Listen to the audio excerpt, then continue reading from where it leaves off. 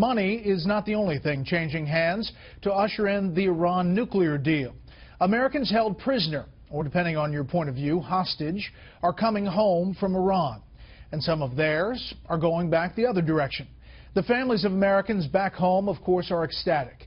But administration critics are wondering about the long-term repercussions of the president's controversial moves with Iran. Correspondent Kevin Corke begins our coverage tonight from the White House.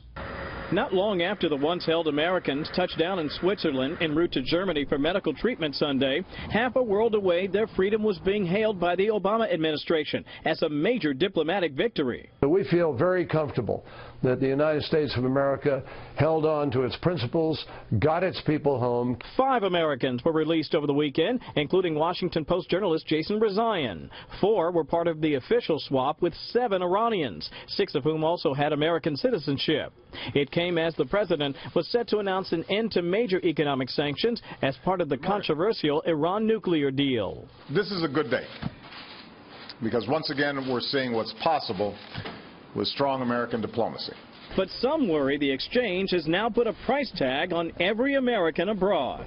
Yes, we do rejoice in this moment and we celebrate this moment, but we also recognize that that door now is open even further for what could happen in the future to other American citizens traveling throughout the world. We have a president that has traded hostages in exchange for prisoners who did commit a crime and were convicted after due process and a trial and everything of that sort. The trade comes as international inspectors say Iran has fulfilled its obligations under the nuclear agreement, which ensures continuous UN oversight of the country's nuclear program, including a reactor decommissioning. And the deal reduces Tehran's enriched uranium stockpile. But it also means the regime gets access to billions of dollars in oil revenue and frozen assets, somewhere between $50 and $100 billion. And Iran gets to buy arms and related components if approved by the UN Security Council. That would include Russian-made military helicopters, which the Kremlin announced today it would soon begin to deliver to Tehran. And on top of all that, the United States has to repay Iran a $400 million debt and $1.3 billion in interest, dating back to the Islamic Revolution. We're writing Iran a big check. I mean, with hundreds of billion, over $100 billion check. What are they going to do with that money? And why did we do it?